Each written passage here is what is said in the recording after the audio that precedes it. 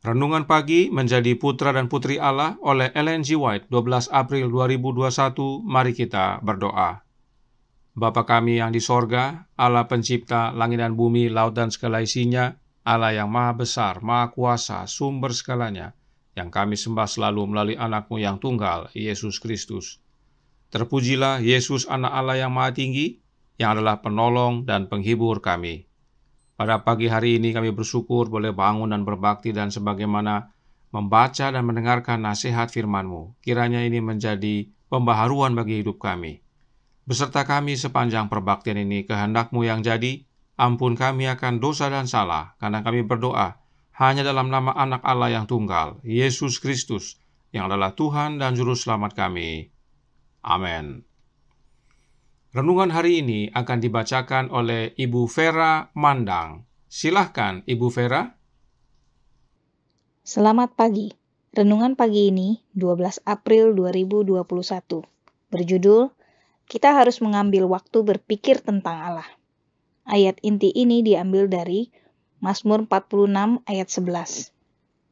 Diamlah dan ketahuilah bahwa akulah Allah. Aku ditinggikan di antara bangsa-bangsa, ditinggikan di bumi. Orang-orang Kristen harus memupuk kesukaan bermeditasi dan membiasakan keinginan untuk melakukan renungan. Banyak orang tampaknya mengeluhkan waktu yang digunakan untuk meditasi dan menyelidik kitab suci serta berdoa. Seolah-olah waktu yang digunakan itu akan hilang. Aku harap kamu semua bisa melihat ini dengan cara yang Allah inginkan. Karena dengan demikian, engkau akan menjadikan kerajaan Allah hal penting pertama. Menetapkan hati di surga akan memberikan semangat kepada semua perhatianmu dan menghidupkan semua tugas-tugasmu. Mendisiplinkan pikiran agar tinggal dalam hal-hal surgawi akan menyemangati dan mengobarkan semua upaya kita. Biarlah semua yang ingin ambil bagian dalam sifat ilahi menghargai fakta bahwa ia harus lepas dari kejahatan yang ada di dunia melalui hawa nafsu. Ada pergumulan yang terus-menerus dan sungguh-sungguh dari jiwa melawan pikiran yang membayangkan kejahatan. Harus ada penolakan terus-menerus terhadap godaan melakukan dosa dalam pikiran maupun tindakan. Jiwa harus dijaga dari setiap noda melalui iman di dalam Dia yang mampu mencegahmu jatuh. Kita harus merenungkan kitab suci dengan tenang dan tulus terhadap hal-hal yang berkaitan dengan keselamatan kekal kita. Kemurahan dan kasih Yesus yang kekal, pengorbanan yang dilakukan demi kita, harus direnungkan dengan serius dan hikmat. Kita harus tinggal di dalam karakter penebus dan pengantara kita yang kekasih. Kita harus berusaha memahami makna rencana keselamatan. Kita harus merenungkan misinya yang telah datang untuk menyelamatkan umatnya dari dosa mereka. Dengan terus-menerus merenungkan tema-tema surgawi, maka iman dan kasih kita akan tumbuh lebih kuat. Doa-doa kita akan semakin berterima kepada Allah karena akan semakin bercampur dengan iman dan kasih. Akan lebih teliti dan sungguh-sungguh. Bila mana pikiran sudah dipenuhi seperti itu, orang yang percaya di dalam Kristus akan mampu membawakan hal-hal baik dari perbendaharaan hatinya. Sekian renungan pagi hari ini. Tuhan Yesus memberkati. Terima kasih atas penata layanan Ibu Vera. Tuhan Yesus memberkati. Selamat pagi, saudaraku dalam Tuhan. Sungguh suatu nasihat yang baik sekali bagi kita umat Allah yang berada di penghujung akhir zaman ini. Kesibukan dan hiruk-pikuk dunia menyita perhatian kita. Untuk berdiam diri serta merenungkan tentang Allah sudah sulit sekali. Ayat inti renungan hari ini berkata, diamlah dan ketahuilah. Apakah maksudnya? Mari kita lihat beberapa ayat Alkitab berikut ini untuk membantu. Kejadian 4 ayat 1, kemudian manusia itu bersetubuh dengan Hawa, istrinya, dan mengandunglah perempuan itu, lalu melahirkan Kain. Maka kata perempuan itu, aku telah mendapat seorang anak laki-laki dengan pertolongan Tuhan. Kata ketahuilah yang terdapat dalam Mazmur 46 ayat 11 atau ayat 10 dalam versi King James berasal dari kata Ibrani yang sama dengan kata bersetubuh dalam Kejadian 4 ayat 1 atau kata new dalam versi King James. Jadi, makna kata ketahui dalam Mazmur 46 ayat 11 tersebut adalah untuk mengetahui secara intim, layaknya Adam mengetahui istrinya Hawa. Itulah pentingnya kita mengambil waktu untuk bermeditasi, untuk merenungkan tentang Allah agar kita mempunyai hubungan yang intim dengan Dia. Roh Nubuat menyatakan dalam SDA Bible Commentary volume 3 halaman 1157 paragraf 6 yang berkata, kasih sayang harus berpusat pada Allah, renungkan kebesarannya, belas kasihan dan kemuliaannya. Biarlah kebaikan dan kasih-Nya serta kesempurnaan karakter memikat hati Anda, berkomunikasi tentang pesona ilahi-Nya, serta rumah-rumah surgawi yang Dia persiapkan untuk umat yang setia. Dengan ini, kita menjadikan kerajaan Allah menjadi hal yang penting pertama. Bahkan renungan hari ini katakan, dengan bermeditasi tentang Allah, kita menetapkan hati kita di sorga, dan ini membuat kita menjadi umat-umat Allah yang bersemangat dan hidup. Lalu, adalah bagian kita masing-masing untuk merenungkan tentang Allah. Roh Nubuat menjelaskan dalam Membina Keluarga Sehat halaman 43 paragraf 3 yang berbunyi, kita harus secara perorangan mendengarkan Ia berbicara kepada hati, manakala suara-suara lain sudah terdiam, dan di dalam keheningan kita menanti di hadapan Allah, maka ketenangan jiwa akan membuat suara Allah lebih jelas terdengar. Ia menyuruh kita, diamlah dan ketahuilah bahwa Akulah Allah. Merenungkan tentang Allah harus secara perorangan, sebab Allah berbicara kepada hati kita. Dan perlu ketenangan, perlu keheningan. Kenapa perlu ketenangan atau keheningan? Karena Nyonya White katakan dalam tulisan aslinya, the silence of the soul makes more distinct the voice of God. Nah, kata yang perlu diperhatikan adalah kata distinct. Baru-baru ini ada webinar yang diselenggarakan oleh Fakultas Filsafat Universitas Klabat, dan salah satu pembicaranya adalah Pendeta Dr. Doni Krisutianto. Beliau coba menjelaskan arti kata distinct. Dan arti kata distinct adalah not identical atau tidak identik. Menurut sang pendeta, kata distinct berarti tidak identik atau boleh dibilang berbeda. Apakah benar demikian?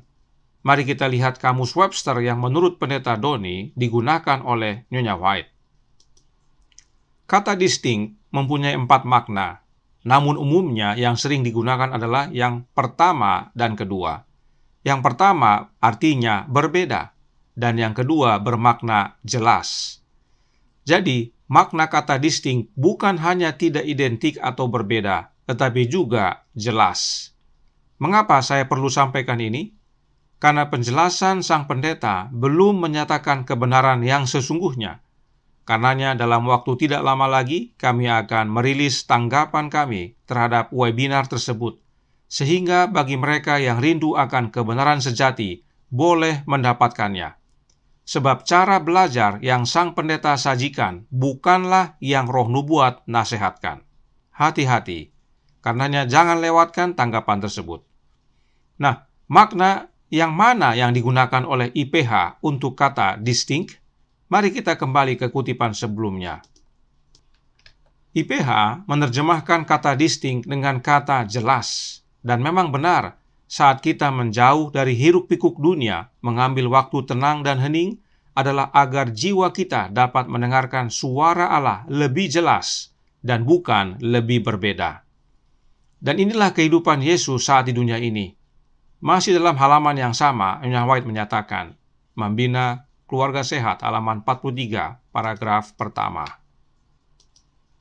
Dalam suatu kehidupan yang sesungguhnya dibaktikan demi kebaikan orang lain, Juru Selamat menemukan pentingnya beralih dari kegiatan yang tak henti-hentinya untuk kontak dengan kebutuhan manusia itu, untuk mencari perhentian dan hubungan yang tak terputus dengan Allah-Nya.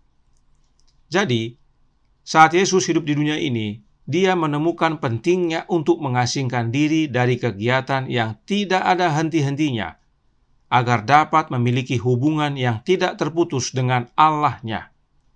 Perhatikan, dalam tulisan aslinya, Nyonya White menyatakan dengan Bapanya. Karenanya saya senang sebab IPH menyatakan kebenaran bahwa Yesus membina hubungan dengan Bapanya yang memang adalah Allah-nya Yesus. Alkitab berkata dalam Yohanes 20 ayat 17 yang berbunyi, kata Yesus kepadanya, janganlah engkau memegang aku, sebab aku belum pergi kepada Bapa, tetapi pergilah kepada saudara-saudaraku dan katakanlah kepada mereka bahwa sekarang aku akan pergi kepada Bapakku dan Bapamu, kepada Allahku dan Allahmu. Yesus berkata kepada Maria bahwa Bapanya adalah Allah-nya, yaitu Allah yang sama dengan Allah yang Maria sembah. Kemudian dalam Yohanes 17 ayat 3, saat Yesus berdoa kepada Bapanya, Yesus berkata, inilah hidup yang kekal itu, yaitu bahwa mereka mengenal Engkau satu-satunya Allah yang benar, dan mengenal Yesus Kristus yang telah Engkau utus. Jelas sekali, Yesus menyatakan bahwa Bapanya adalah satu-satunya Allah yang benar. Inilah kebenaran yang IPH nyatakan melalui terjemahan kutipan sebelumnya, yaitu bahwa Yesus merasakan pentingnya untuk mengasingkan diri, untuk tenang dan hening agar dapat berhubungan dengan Allah-nya yang adalah Bapanya dengan tidak terputus. Dan tentunya untuk mendengarkan suara Bapanya lebih jelas lagi, more distinct. Jadi, melalui penjelasan ini, jelas bahwa Allah yang dimaksudkan dalam Mazmur 46 ayat 11 tadi adalah Allah Bapa. Kita harus diam dan mengenal Allah Bapa lebih intim lagi dan mendengarkan Dia berbicara kepada hati kita masing-masing. Bagaimana caranya? My Life Today halaman 283 paragraf 4 menyatakan, Allah berbicara kepada kita dalam firman-Nya. Kita berada di ruang audensi yang maha tinggi di hadapan Allah. Kristus memasuki hati. Allah Bapa berbicara kepada hati kita melalui anak-Nya, Yesus Kristus. Yesus Kristus memasuki hati kita. Hal ini selaras dengan firman Allah yang terdapat dalam Ibrani 1 ayat 2, yang berbunyi, maka pada zaman akhir ini Ia telah berbicara kepada kita dengan perantaraan anak-Nya, yang telah Ia tetapkan sebagai yang berhak menerima segala yang ada. Oleh Dia, Allah telah menjadikan alam semesta. Jelas, Allah Bapa berbicara kepada hati kita melalui anak-Nya, Yesus Kristus. Lalu, bagaimana caranya Yesus masuk dan tinggal dalam hati kita? Melalui kehadiran Roh-Nya, Roh Kristus. Paulus menuliskan dalam Galatia 4 ayat 6 yang berkata, dan karena kamu adalah anak, maka Allah telah menyuruh roh anak-Nya ke dalam hati kita yang berseru, ya Aba, ya Bapa. Tambah jelas lagi bahwa Bapa berbicara kepada hati kita dengan cara menyuruh roh anak-Nya, yaitu Roh Kristus, ke dalam hati kita yang berseru, ya Aba, ya Bapa. Sebab memang hanya satu jalan kepada Bapa, yaitu anak-Nya, Yesus Kristus. Dan kepada Yesus telah diserahkan segala-galanya, termasuk segala kuasa. Itu sebabnya renungan hari ini berkata dalam Menjadi Putra dan Putri Allah, halaman 113 paragraf 2, yang berbunyi, jiwa harus dijaga dari setiap noda melalui iman di dalam Dia yang mampu mencegahmu jatuh. Siapakah Dia yang mampu mencegah kita agar tidak jatuh? Allah. 1 Petrus 1 ayat 5 berkata, yaitu kamu yang dipelihara dalam kekuatan Allah karena imanmu, sementara kamu menantikan keselamatan yang telah tersedia untuk dinyatakan pada zaman akhir. Jadi, Allah yang pelihara kita agar jangan jatuh. Bagaimana caranya? Review and Herald April 7 tahun 1904 paragraf 21 menjelaskan, Kristus meminta kita untuk percaya kepadanya sebagai seorang yang mampu mencegah kita jatuh. Allah Bapa menjaga kita agar tidak jatuh melalui anak-Nya Yesus Kristus. Mengapa kita perlu pahami akan hal ini? karena untuk mengingatkan bahwa semua tersedia di dalam Yesus Anak Allah, termasuk untuk merenungkan tentang Allah, yaitu Bapa. Ellen White menuliskan dalam Review and Herald September 11, 1894 paragraf 8, yang berkata, Allah mengutus anaknya ke dunia agar melalui iman di dalamnya mereka dapat merenungkan Allah di dalam Kristus dan mendekati Bapa yang tak terbatas dalam nama anaknya. Jadi, Allah yaitu Bapa mengutus anaknya agar kita dapat merenungkan tentang Bapa di dalam anaknya, agar kita mempunyai hubungan intim dengan Bapa kita yang di sorga melalui dan di dalam anaknya. Karenanya penting untuk kita mempunyai pengenalan dan hubungan intim dengan Yesus Anak Allah. Sebab dengan mengenal dan mempunyai hubungan intim dengan Yesus, hal itu sama saja dengan mengenal dan mempunyai hubungan intim dengan Bapanya. Ingat, Yesus adalah Immanuel, Allah yaitu Bapa beserta kita. Karenanya, diamlah dan ketahuilah bahwa akulah Bapa yang ada di dalam anakku. Carilah waktu untuk tenang dan hening, agar mendengar suara anakku, sebab dengan mendengar suara anakku itu sama dengan mendengar suaraku. Mengenal anakku itu sama dengan mengenal aku. Terima kasih Bapa, curahkan roh anakmu dalam hati kami, agar kami mempunyai hubungan intim dengan anakmu, dan dengan demikian kami mempunyai hubungan intim denganmu.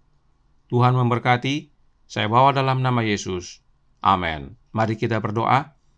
Bapa kami yang di sorga, Allah pencipta langit dan bumi, laut dan segala isinya, Allah yang maha besar, maha kuasa, sumber segalanya, yang kami sembah selalu melalui anakmu yang tunggal, Yesus Kristus.